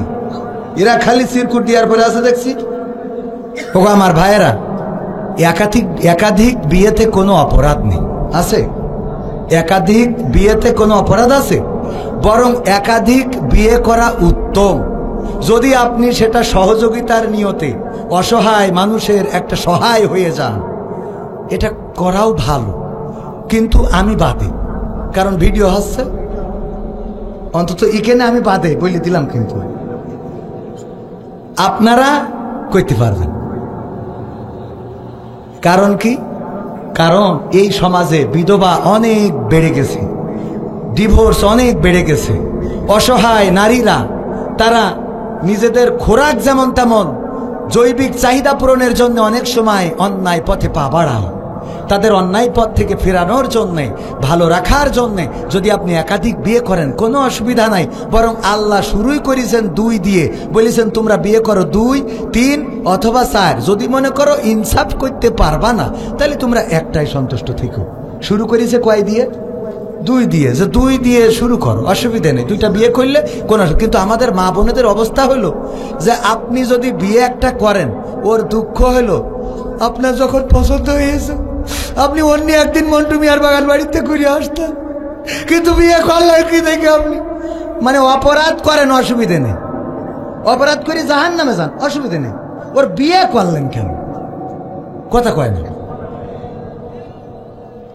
যদি তোর স্বামী ওর নিয়ে মন্টু মিয়ার বাগান বাড়ি যায় আর যদি নেটওয়ার্ক ফেল করে, তাহলে তো তোর স্বামীর জন্য জাহান্নাম তো পরের কথা, ও দুনিয়ার শাস্তি তো হইলো মাজা পর্যন্ত গাড়িতে কুপান্তে ফাটাই দিতে হবে। তাহলে তুই এহকাল পরকালে বিধবা হয়ে গেল, কথা কয় না। কারণ এহকালে স্বামী মরে গেল আর পরকালে তোমার স্বামী জাহান্নামে, তুমি এখন জান্নাতে একা একা পায়রা খেয়ে বেড়াও। তা তার থেকে ভালো যে বিয়ে হোক, কথা কয় না, কোন যে ঠিক। হ্যাঁ, ভয় পাচ্ছে ওটাও। আপনার কি ভিডিও আসছে যে আপনি ভয় পাচ্ছেন? আমি নাই ভিডিওর ভয়তে এই কথা বলছেন। কেমন লাগে বলেন যে ঠিক? এদিকে আসেন, এদিকে আসেন। একাধিক বিয়ে করা ভালো কাজ, বলেন ঠিক? হ্যাঁ ঠিক আছে। এবার বাড়ি যান, তারপরে যা হয় হবে। আমি হুজুর ঠিক বলিছে, ও বেঠিক বললি তো ফিরত। যাই হোক ভাইরা আমার, দিনের পথে আসবেন শর্ত দিয়ে। পরিমণি অন্তত আমারে বিয়ে করতে যাবে না, ও টেনশন করি লাভ নেই। হ্যাঁ, অত বড় ভাগ্য না, অত বড় দুর্ভাগ্য আমার হয়নি। আমি কোন লাইনে বলবো, মানে লাইন খুঁজে পাচ্ছি না। এই এমন এক সিপার মধ্যে ফেলাই দিয়েছে যে ওই যে সেই ট্রাক একটা আসছিল রাস্তা দিয়ে যাওয়ার সময়, গেছে খালি ট্রাক, দুই পাশে পুকুর, দুই পাশে কি পুকুর। যখন গেছে তখন তো খালি টেনশন হয়নি, আসার সময় যখন লোড দিয়া গাছের গুড়ি অথবা ধান আসতে যে হেল্পারের বলতেছে ভালো করে দেখ, দুই পাশেই কিন্তু পুকুর, যদি কোনো কিছু হয় অ্যাক্সিডেন্ট। বলছে উস্তাদ ডানি ডানি ডানি, যেই ডানি দিচ্ছে ডানির পুকুরের দিকে, উস্তাদ বাই বাই বাই বাই, যেই বাই দিচ্ছে বাই পুকুরের দিকে, উস্তাদ ডানি ডানি ডানি, আবার ডানি, উস্তাদ বাই বাই।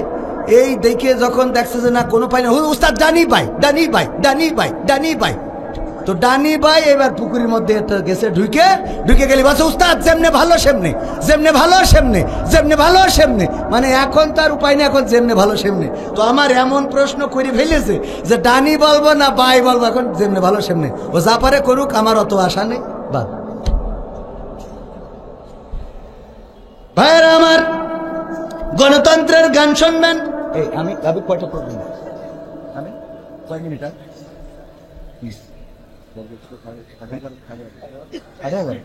ভালো খাই আমি 11 পর্যন্ত আলোচনা, 11 পর্যন্ত আলোচনা করে বাকিটা অসুবিধা নেই। বক্তা পাগল অভাব নেই, বক্তা কটা নেবেন আপনারা? কালকে আসছে আল্লামা তারেক মনোয়ার, হজরত মাওলানা মোস্তফা মাহবুবুল আলম সাহেব। দেখেন, মোস্তফা মাহবুবুল আলমও প্রধান বক্তা হয় প্রায় জায়গায়, এখানে দ্বিতীয় বক্তা। তার মানে মাহফিলটা কত বড়। আমার যুবকেরা অবশ্য না, তোমাকে পামা লাগবে না, হ্যাঁ সেই থেকে দাঁড়াই রয়েছে। আমার জন্য বসার দরকার নেই, প্রধান বক্তা আসলে বসবা শোনা, কারণ উনি অনেক সম্মানিত মানুষ। আমার জন্য না বসলে কোনো অসুবিধা হবে না, ছোট মানুষ। আমাদের আফসারি হুজুরের কাছে জিজ্ঞেস করতেছে, হুজুর প্রজেক্টরে কি হুজুরদের ওয়াজ দেখা যাবে? তা বলছে আর ওয়াজ দেখলে কোনো অসুবিধা নাই, কিন্তু আজহারির মতো চেহারা বালা হইলে দেখা যাইত না। আজহারির মতন চেহারা বালা হইলে এর ওয়াজ মহিলারা দেখতে আসত না, কারণ হেতে চেহারা ভালো, ওর পর প্রেম জাগ্রত হইব। কিন্তু আজ চেহারা ভালো না, আরে প্রজেক্টরে মহিলারা দেখলে কোনো ক্ষতি নাই, বোঝেননি? তো আমার মতো ছোট মানুষের ওয়াজে আপনারা না বসলে কোনো ক্ষতি নাই, কিন্তু যে হুজুর আসছে তার জন্য একটু বসতে হবে। শুনুন, আল্লাহ কবুল করুন, বলেন আমিন। গণতন্ত্র চিনি নাই আমি, জানি না গণতন্ত্র। এই গানটা গাওয়ার কারণে নোয়াখালীতে স্টেজতে পালাইয়ে কুমনেতে আইলাম, সে টাকাও নেওয়ার কথা মন ছিল না। গণতন্ত্র চিনি নাই আমি, জানি না গণতন্ত্র। গণতন্ত্র দেখিনি আমি, শুনেছি গণতন্ত্র। শুনেছিলাম আমি বাংলাদেশে গণতান্ত্রিক রাজা, যখন যারে মনে চেয়েছে ধরে দিয়েছে সাজা।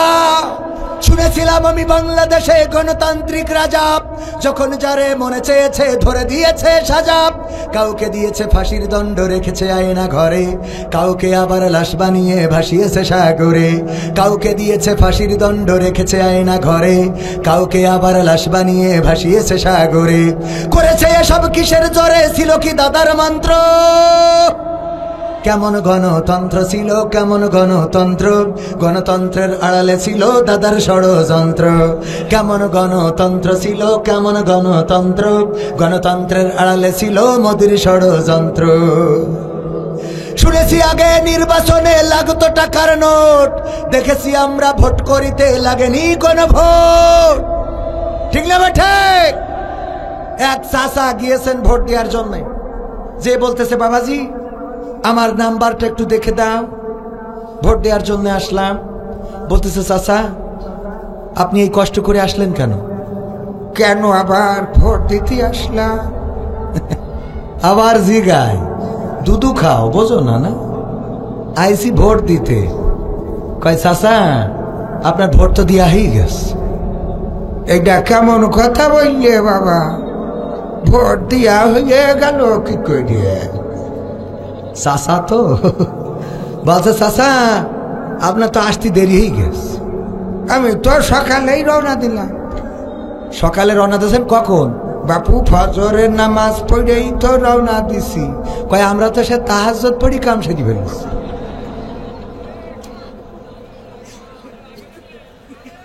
কে তাহাজ্জুদ পড়ি তো কাম সারা শেষ। আচ্ছা বাবু তাহলে দিয়া হয়ে গেছে যখন যাই বলছে শোনেন যান, ভালো কথা আমার জন্য শাশির পাঠাইয়েন না। আবার কেন তোমার শাশির ভোটও হইয়াছে? বলছে হইয়াছে। হ্যাঁ গো, কত বড় নেমো খারাম গো। আল্লাহ তুমি এই বুড়ির সাথে আমার পরকালে জান্নাতেও রেখো না আল্লাহ।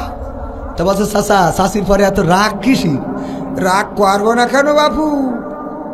আজ 12টা বছর হইলো মরি কব্বরে শুয়েছে। তা তুই এসে ভোটটা দিয়ে গেছিস, তা আমি বুড়ো কেমন করিয়ে বাঁচি তুই একটু খোঁজ নিয়ে যাবি না? ও হাসিনার ভোট দিয়ে যাই আবার কব্বরে শুয়েছে। আমি বুড়ো কেমন আছি দেখে গেল না? ওর হাসিনাই ওর সাথে থাক। কথা কি বোঝা গেছে? দেখে শুনেছি আগে নির্বাচনে লাগতো টাকার নোট, দেখেছি আমরা ভোট করিতে লাগেনি কোন ভোট। শুনেছি আগে নির্বাচনে লাগতো টাকার নোট, দেখেছি আমরা ভোট করিতে লাগেনি কোন ভোট। ভোটের আগে পাশ হয়েছে মন্ত্রী মিনিস্টার, লাগেনি মিছিল লাগেনি মিটিং লাগেনি তো পোস্টার। ভোটের আগে পাশ হয়েছে মন্ত্রী মিনিস্টার, লাগেনি মিছিল লাগেনি মিটিং লাগেনি তো পোস্টার। নির্বাচন কমিশন ছিল ইন্ডিয়ান কোন যন্ত্র। কেমন গণতন্ত্র ছিল, কেমন গণতন্ত্র, গণতন্ত্রের আড়ালে ছিল দাদার ষড়যন্ত্র। কেমন গণতন্ত্র ছিল, কেমন গণতন্ত্র, গণতন্ত্রের আড়ালে ছিল মোদির ষড়যন্ত্র। বিরোধী দল যারা সংসদে ছিল তারা ছিল পোষা মাইনা, দেশে জলে পুড়ে হয়েছিল ছাই তবুও তো কিছু কয় না। বিরোধী দল যারা সংসদে ছিল তারা ছিল পোষা মাইনা, দেশ জলে পুড়ে হয়েছিল ছাই তবুও তো কিছু কয় না। শাসনে ছিল না সততা নিষ্ঠা, বিচারের ছিল না মান, সংসদে বুঝি তাই শোনা যেত মমতাজের গান। শাসনে ছিল না সততা নিষ্ঠা, বিচারের ছিল না মান, সংসদে বুঝি তাই শোনা যেত মমতাজের গান। বিরোধী দল নাই, ওটা তো ছিল ডিজিটাল ষড়যন্ত্র। কেমন গণতন্ত্র ছিল, কেমন গণতন্ত্র, গণতন্ত্রের আড়ালে ছিল রয়ের ষড়যন্ত্র। কেমন গণতন্ত্র ছিল, কেমন গণতন্ত্র, গণতন্ত্রের আড়ালে ছিল মোদির ষড়যন্ত্র। নায়েবে রাসূল কোরআনের পাখি বলতো মানুষ যারে, 13টি বছর সেই মানুষের রেখেছিল কারাগারে। নায়েবে রাসূল কোরআনের পাখি বলতো মানুষ যারে, 13টি বছর সেই মানুষের রেখেছিল কারাগারে। দিনের কথা বলতে গেলেই করতো গ্রেফতার, ইসলামী বই কোরআন হাদিস করতো যে উদ্ধার। ইসলামের কথা বলতে গেলেই করতো গ্রেফতার, ইসলামী বই কোরআন হাদিস করতো যে উদ্ধার। এসবে নাকি থাকতো লেখা নাশকতার মন্ত্র। কেমন গণতন্ত্র ছিল, কেমন গণতন্ত্র, গণতন্ত্রের আড়ালে ছিল দাদার ষড়যন্ত্র। কেমন গণতন্ত্র ছিল, কেমন গণতন্ত্র, গণতন্ত্রের আড়ালে ছিল মোদির ষড়যন্ত্র। ঠিক না বেঠে? আর এই বাংলাদেশ কারো ষড়যন্ত্র দিয়ে পরিচালিত হবে না। এই বাংলাদেশ কেমন করে চলবে বাংলাদেশের জনগণ ঠিক করবে। আর দাদার দেশের প্রেসক্রিপশনে এই দেশ চলবে না। আমেরিকায় যে যতই গ্যাটিজ মারো, যতই কাটি করো গো, ডোনাল্ড ট্রাম্প কিন্তু মুখের পরে বলে দিয়েছে যে আমার থেকে তো তুমি ভালো জানো বাংলাদেশে আমাদের কোনো ভূমিকা ছিল না, বরং জনগণ তারা সিদ্ধান্ত নিয়েছে আর তার বিনিময়ে স্বৈরাচার পালিয়েছে। ঠিক না বেঠে? ওখানে ধর্ণা দিয়ে লাভ নাই। ওখানে আমার আওয়ামী লীগের ভাইয়েরা যে মিছিল করতেছে, we support Modi, we support Modi, মোদিজি মোদিজি মোদিজি মোদিজি। তোর আব্বা জাতির পিতা আর একটা বানা। একটা বানাইয়ে তো ভাত হয়নি, আর একটা বানা মেতিজি শয়তান। এইগুলোর রাষ্ট্রদ্রোহিতার মামলা দিয়ে সব টানানো লাগবে। কারণ এই দেশে তুই শেখ হাসিনা চা নাই, খালেদা জিয়া চা, তুই মোদিজি করিস কেন? কথা কয় না। আমি ভুল বললাম না? ঠিক, হ্যাঁ না, আমি মনে করছি ভুল বলি, ভুল বললু ভুল, তাই কি কথা যা আগেও বলেছি এখনো বলছি, বরং এখন আরো রাজনীতির কথা কতিচ্ছে কেন? এখন রাজনীতির কথা কই লাভ কি? যা বলার দরকার ছিল সেই পর্যন্ত বলেছি। অনেকেই বললো শেখ হাসিনা পালাই গেছে, আপনি একটা ফোন কল করেন। কলাম যে ক্ষমতায় থাকতে যার কাছে করিনি, চলি গেছে, এখন করবো না, ঠিক আছে না? না চলি গেছে তার বললে লাভ কি? সে তো আমাদের দেশে কত উন্নয়ন শিখায়, ঠিক আছে। আমার দাদার দেশে সাংবাদিক বলতেছে, দাদা জানেন আমাদের দেশে পেঁয়াজ বিক্রি হচ্ছে না, বড্ড কষ্টে আছি দাদা। আগে ভোমরা দিয়ে অনেক পেঁয়াজ রপ্তানি করতাম দাদা, এখন তো পেঁয়াজ বাংলাদেশ নিচ্ছে না, বাংলাদেশে দিচ্ছে না, আমরা 3 টাকা দরেও বেচতে পারছি না। আমি বললাম পেঁয়াজ আমাকে লাগবেও না, কারণ আমাদের নেত্রী পেঁয়াজ ছাড়া রান্না শিখাইয়ে তারপর ওই পাশে গেছে। পেঁয়াজ ছাড়া রান্না আমরা জানি, তুই দিলিও কি না দিলি, কথা কয় না। এত উপকার করতে গিয়ে মোদি তুমি গরু দুবা না, অসুবিধা নেই, আমরা কাঁঠাল খাবো, কাঁঠাল দিয়ে গোশত বানাবো, সব আমাদের ঠিক করা আছে। খেজুর দুবা না রোজার মাস, অসুবিধে নেই, পেয়ারা দিয়ে আর বড়ই দিয়ে করো। হ্যাঁ কি আল্লাহ, আবার এই লোকটার ঢুকতে দেন না, আপনার আসুক, এমনি বোবলাতে আসলে একটু ওয়েলকাম। এমপিরা সব কোথায় গেল, মন্ত্রীরা সব কোথায় গেল, কোথায় কাদের কাকা? তাদের সারা দেশটা এখন লাগে ফাঁকা ফাঁকা। পালাবো না, প্রয়োজন হলে ফখরুলের বাসায় গিয়ে উঠব, ঠাকুর গাঁয়ে বাসা আছে না। পালাবে না, যাই না তবু দেখা, পালাবে না, যাই না তবু দেখা। তাদের সারা দেশটা এখন লাগে ফাঁকা ফাঁকা, ওদের সারা দেশটা এখন লাগে ফাঁকা ফাঁকা। আইন মন্ত্রী আটকে গেল আইনেরই ফাঁকে, দাড়ি সারা দরবেশের ভণ্ড ভণ্ড লাগে। আইন মন্ত্রী আটকে গেল আইনেরই ফাঁকে, দাড়ি সারা দরবেশের ভণ্ড ভণ্ড লাগে। শুনছি কত নেতা নেত্রী খাইতেছে ভাই ডান্ডা, বিচারপতি কালামানিকের ফাটিয়েছে আন্ডা। পলকের ঝলক গেল, পলকের ঝলক গেল থামিয়ে নেটের চাকা। তাদের সারা দেশটা এখন লাগে ফাঁকা ফাঁকা, ওদের সারা দেশটা এখন লাগে ফাঁকা ফাঁকা। কই গেল সেই সংসদেতে মমতাজের গান, কোথায় গেল হজরত বলা স্বামী মুসলমান? ঠিক না বেঠে? খেলা হবে আবার আমার মমতাজ আপা কত সুন্দর করে সংসদে গান শোনাতো। আজ তার একটা ফোন কল এসেছে আমার সামনে, একটা ফোন রেকর্ড ভাইরাল হয়েছে। বললো যে আমরা নেতা, আমরা নেত্রীরা আমাদের দিকে নেতারা বাঁকা চোখে তাকাতো, আমাদের শরীরে হাত দিত, সুন্দরী সুন্দরী নারীদেরকে ব্যবহার করতো।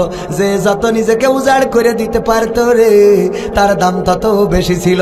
এমনকি তাদের এত অপরাধ, এত গুনাহ, এত অন্যায় যে আল্লাহ গজব দিয়ে তাদের পাঠাই দিয়েছে। ও গো মমতাজ তুমি বুঝলে কিন্তু বেলা শেষ হওয়ার পরে রে। ঠিক না ঠিক? আবার শামীম ওসমানও বুঝেছে। ওই আমেরিকায় যেয়ে ডয়েছে ফেলে না কার জানো সাক্ষাৎকার দিয়েছে, ওই যে খালিদ নাকি একটা সাংবাদিক আছে, কিরা জানো, মহিউদ্দিন খালিদ, হ্যাঁ খালেদ মহিউদ্দিনের কাছে সাক্ষাৎকার দিয়েছে। আবার সংসদে যখন থাকে বলল যে বঙ্গবন্ধুর যেদিন বঙ্গবন্ধুকে হত্যা করলো ওই দিন আমরা বন্দুক নিয়ে বেরোইলাম, কত গল্প শুনাইলো। আর বঙ্গবন্ধুর বাড়িতে হামলা করে ভেঙে ফেললো। জাতির জনক যারা মেনেছে ওদের সন্তানরা একটাও সামনে যেয়ে দাঁড়াই নাই। তাহলে ওরা জাতির পিতা কি মেনেছে? আমাদের ইব্রাহিম আলাইহিস সালামের যদি কেউ অপমান করে আমরা মানবো? রাজপথে দাঁড়াবো না, জীবন দেব, কিন্তু আল্লাহর আমাদের জাতির পিতার অপমান মেনে নেব তোরা সারা জীবন জাতির জনক বলি বলি জিকির করি সুবহানাল্লাহ সুবহানাল্লাহ, হ্যাঁ মানে ওই বাদ দিয়ে তুই এই জিকির করিছে। এই জিকির করা লোকগুলো যদি একটু জাতির ধানমন্ডি, তাও তো আমি অন্তত শান্তি পেতাম যে এই বাড়িটা রক্ষা করেছিস। কথা কয় না। আর চার দোকানে বসে বুড়ি টানে আর বলে আপা ঢোকবে, শয়তান কোথায়, হ্যাঁ আবার বাতাস ফেরবে, বাতাস ফেরবে তো ঠিক আছে, তা তুই কলি যে আমরা যদি দাঁড়াই আমরা মুইতে দিলি বানের পানির মতো ভেসে যাব। তা তোর বানের পানির মতো ভাষার দরকার নেই। আমাদের কারেন্ট যখন থাকে না, ওই ডিপির গুড়ায় একটুকুন মুইতে একটা 1 বিঘা জমি ভিজো দিন, তোর মেশিনে কত পানি আস দেখি। লিকসার দেওয়ার সময় আন্দাজ খুঁজে পায়। এইসব লিকসার দিয়ে নেত্রীর পথ, নেত্রীর বুঝাইছে যে আমরা আসি, ভয় নেই, আমরা মুইতে দিলেও ডুবে যাবে। নেত্রী মনে করলে অসুবিধা নেই, তাহলে ওরা মেশিন খাটাবে। মেশিন করলে কই নিয়ে ও পাশে চলে গেছে, ঠিক না বেঠে? শয়তানের এই কথাগুলো না বললি বলো নেত্রী এত খারাপ হয় না, কথা কয় না। বিপদে ফেলাই দে স্যার, বিপদে ফেলাই দিয়ে আজকে দেশের অনেকেই বলে দেশের খারাপ অবস্থা। আর খারাপ অবস্থা ইচ্ছা করি অনেক দূর টাইম পার হয়ে যাচ্ছে, খালি কোন দিক যাব, একদিক করলে আর একদিক হয় না। আচ্ছা ওইটা বাদ দেন, যে কথা বলছিলাম ওই জায়গায় আসি। মমতাজ গান গেয়েছে সংসদে, কনে বাবার নামে উনির নামে গান গেয়েছে, তাহলে তুই এখন যখন নেই একটা গান গাবি না?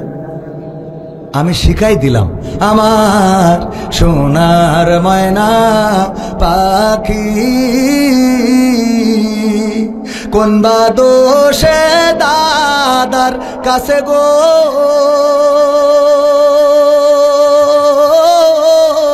আমরা দেশে কেমনে থাকি রে আমার কলজের ময়না পাখি। এরম গাওয়ার দরকার আছে না? না গেয়ে তে বলছে আমাদের হাতায় তো শরীর ঠিক তো এই কইতে তো তোর এইসব বলা তো, তুই এই গানটা গা, তাহলে বসবো তুমি ইমানদার, তুমি খেলে ওকে এখন আবার বলো গায়ে হাতায় তো, তাকে তো বই কইস নি, কথা কয় না। আল্লাহ মাফ করুন, এখন গান গাচ্ছে না তা না, একটু গাছ কি গাচ্ছে বলবো। আমার দরদি আগে জানলে তোর ভাঙা নৌকায় চড়তাম না, ভাঙা নৌকায় চড়তাম না, আর এই বিপদে পড়তাম না, ভাঙা নৌকায় চড়তাম না, আর এই বিপদে পড়তাম না।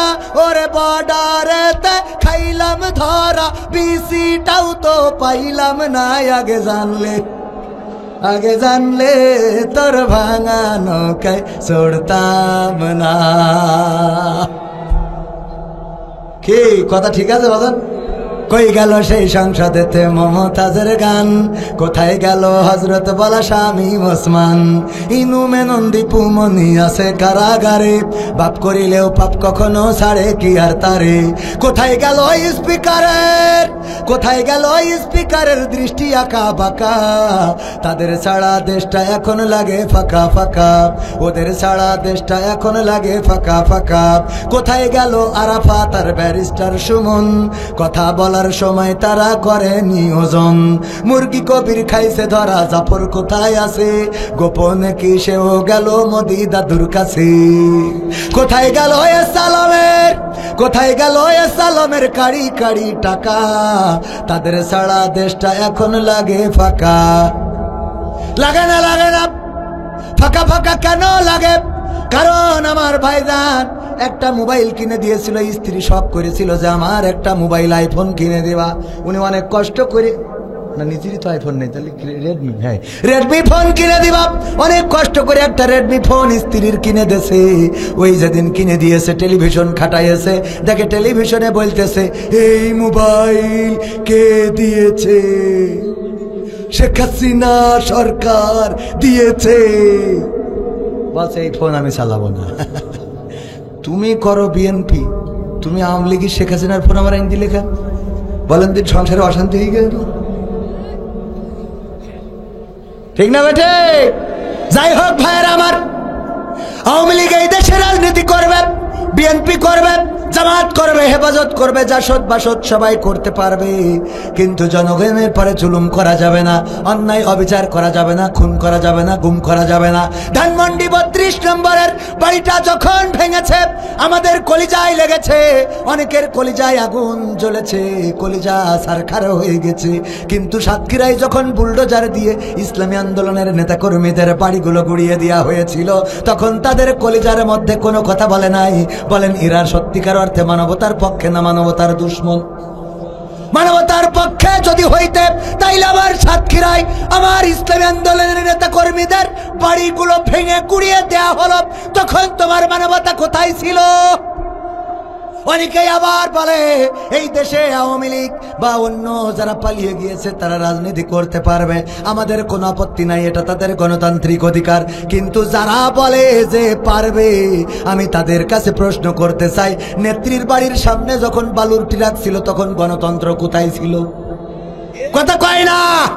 যখন নেত্রীর বাড়ির সামনে গাড়ি ট্রাকের বালুর ট্রাক ছিল, সরাইতে পারো নাই। যখন পিলখানায় হত্যাকাণ্ড হয়েছে এবং নির্বিচারে আমার সেনা অফিসার দেশপ্রেমিকদেরকে ধরে কারাগারে রেখেছে, নির্বিচারে তাদেরকে 12 বছর 13 বছর 15 বছর করে জেলে, 17 বছর 18 বছর করে জেলে রেখেছে, তখন গণতন্ত্রের কথা মনে পড়ে নাই? যখন কোরআনের খাদেমদেরকে অ্যারেস্ট করেছে, কারাগারে নিয়েছে, রিমান্ডে নিয়েছে, নির্যাতন করেছে, এমনকি ফাঁসির কাস্টে ঝুলিয়েছে, তখন গণতন্ত্রের কথা মনে পড়ে নাই?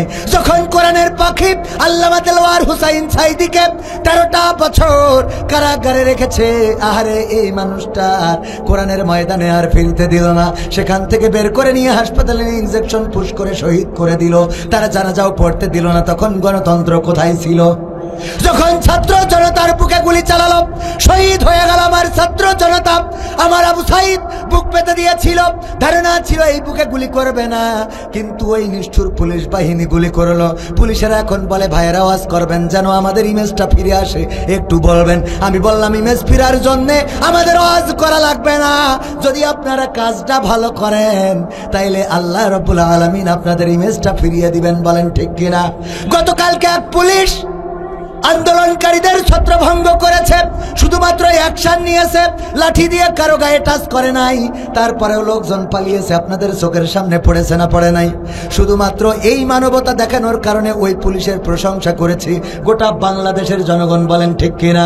সুতরাং পুলিশের যারা চাকরি করেন তাদেরকে বলবো, আপনারা এই জনগণের গোলাম, এই জনগণের ট্যাক্সের টাকায় আপনাদের বউয়ের লিপস্টিক হয়, এই জনগণের ভ্যাট ট্যাক্সের টাকায় আপনার মেয়ের 3 পিস হয়, এই জনগণের ভ্যাট ট্যাক্সের টাকায় আপনার সন্তানের স্কুল ড্রেস হয়, পায়ের কেটস হয়, এই জনগণের ট্যাক্সের টাকায় আপনার মায়ের ঔষধ হয়, এই জনগণের ট্যাক্স ভ্যাটের টাকায় আপনার বাবার পোশাক হয়। সুতরাং যেই জনগণের টাকায় আপনার বেতন হয়, এই জনগণের বিরুদ্ধে কোনো ভূমিকা যেন নেবেন না। জনগণের পক্ষে যদি না দাঁড়াতে পারেন, জনগণ কিন্তু আপনাদের আর আস্ত রাখবে না। কারণ এই জনগণ জেগেছে, এই জনগণ যেভাবে চায়, বাংলাদেশের মানুষ যেভাবে চায়, সেইভাবেই দেশ চলতে হবে। আর আমাদের মেসেজ ক্লিয়ার, যারা মনে করে আমরা আসলে জামাতে ইসলামের কথা বলি, হেফাজতে ইসলামের কথা বলি, আমরা আসলে চরমনা ইসলামের কথা বলি, তাবলিগি ইসলামের কথা বলি, না ভাইয়েরা না। যদি এই বাংলাদেশে আওয়ামী লীগ কোরআন কায়েম করে দেয়, আমরা তাদের পক্ষে আসি না নাই? সেদিন একজন বলছে তাই বলে আওয়ামী লীগ দিয়ে কায়েম করা নেবো না, বলছে ওকে নেবো না। যদি বিএনপি কোরআন কায়েম করে তাদের পক্ষে আসি না নাই? যদি অন্য কোন দল কোরআনের রাজ কায়েম করে দেয় তাদের পক্ষে আসি, কিন্তু বাংলাদেশ জামাতে ইসলামী যদি কোরআনের বিপক্ষে অবস্থান নেয়, সেই জামাতের পক্ষেও আমাদের পাওয়া যাবে না। ঠিক না ঠিক? যদি বাংলাদেশ জামাত ইসলামী ইসলামের বিপক্ষে কথা বলে, যদি রাষ্ট্র ক্ষমতায় যায় আর কোরআনের বিরুদ্ধে আইন পাশ করে, কোরআনের আইন দিয়ে দেশ যদি না চালায়, তাইলে জামাতের বিরুদ্ধে আন্দোলন চলবে, ওয়াজ চলবে, বক্তৃতা চলবে, মিছিল চলবে, মিটিং চলবে, হরতাল চলবে, অবরোধ চলবে। এটাই তাওহীদি জনতার সিদ্ধান্ত। আমরা আসলে জামাতের না, চরমনার না, আওয়ামী লীগের না, বিএনপির না, জাসদের না, বাসদের না। আমাদের বক্তব্য হলো ইন্না সলাতি ওয়া নুসুকি ওয়া মাহইয়ায়া ওয়া মামাতি লিল্লাহি রাব্বিল আলামিন। আমরা কারা কারা আল্লাহর হাত দেখতে চাই? নারায়ে তাকবীর, লিল্লাহি তাকবীর। সত্যি কি আল্লাহর পক্ষে আছেন? আল্লাহর পাগল আপনারা? আল্লাহর পাগল? আল্লাহর পাগল যদি হন তাইলে আল্লাহর পাগল সেই পাগলের মতো হইতে হবে। লাইলি আর মজনু প্রেম করেছিল। লাইলি আর মজনু কি করেছিল? এদের একে অপরের দেখা হয় নাই। তো মজনু দেখতে গেল লাইলি, যেই ওর বাড়ির গেটের সামনে বসে রয়েছে। এটা শুনে লাইলি বলল, বিয়ের আগে তো দেখা করা যাবে না, তো মজনুর দুধ খাওয়াও, প্রতিদিন বাড়ির থেকে গায়ে দিয়ে নিয়ে ওরা দুধ খাওয়াও। তো দুধ খাওয়াই না দেখে আমি দেখলাম যে ফিরি ফিরি এক গ্লাস করে দুধ ভাগ না যায় একটু খাওয়া যায়। আমি এসে বললাম, আমি লাইলির পাগল। তো আমি ওখানে বসে প্রতিদিন এক গ্লাস করে দুধ খাই। এটা দেখে আবার মাহফিলের পরিচালক ও বলছে, লাজ করি লাভ কি? তো ও যাই বলছে, আমিও লাইলির পাগল। তো যাই আমার পিছনে বসেছে। আবার ভাই চিন্তা করলো, দুধ যেহেতু ফিরি, বলছে আমিও পাগল। তো এই করতে করতে লাইলির 1-150 পাগল জুটি গেছে, প্রতিদিন দুধ খাওয়ায়। লাইলির বান্ধবীরা বলছে যে দুধ যে পরিমাণ খাওয়াচ্ছি, এ তো আর কদিন পরে বাংলাদেশের গায়ে গরু দেওয়া হবে না, অস্ট্রেলিয়াতে এই বিমানে করে আনতে হবে। কেন? তা বলছে মজনু মেলা হয়ে গেছে। মেলা হয়ে গেছে, এত মজনু তো আমার দরকার নেই, আমি খালি একটা নেব। কয় একটা? তাই এই তো মেলা, সব কয় আপনার পাগল। কয় এর মধ্যে একটা খাঁটি আছে, তুমি খুঁজে বের করো। বান্ধবী কয়, আমার এত বেরেনে ধরে না, আপনি বলেন কি দেখি করতাম। কয় শোনো, আজকে গিলাস নিয়ে যাবা, খালি খালি গিলাস নিয়ে যাবা, আর একটা ছুরি নিয়ে যাবা, নিয়ে যে বলবা লাইলির মজনু যারা, লাইলির পাগল যারা, তারা এই লাইলি বলিছে 1 গিলাস রক্ত দেওয়ার জন্য। কি দেওয়ার জন্য? গিলাস যাই ধরিছে, আমার কাছে ধরিস পয়লা। আমি বললাম যে আমার ওয়াজ করতে যাইতে হবে বাবা, আমি এখন হাত কেটে হাসপাতালে থাকতে পারবো না, আমি টাকা বাইনানে রাখিছি, না গেলে একদম কাঠি খুলি দেবে। এই বইলে আমি উঠে হাঁটা দিছি। ভাই ধরিছে, ভাই বলছে আমি মাহফিল পরিচালনা করতে হবে, কাল তারেক মনোয়ার আসবে। আমার দেওয়া হবে না। ওনার ধরিছে, বলছে আমি মাহফিলের অতিথি। অতিথি আমাদের চাষার ধরিছে, চাষা বলছে বুড়ো বয়সে আমি যদি রক্ত দিই তাহলে আর ওই রক্ত শুনে এখানে মরে যাবো, কবর পর্যন্ত যাওয়া হবে না।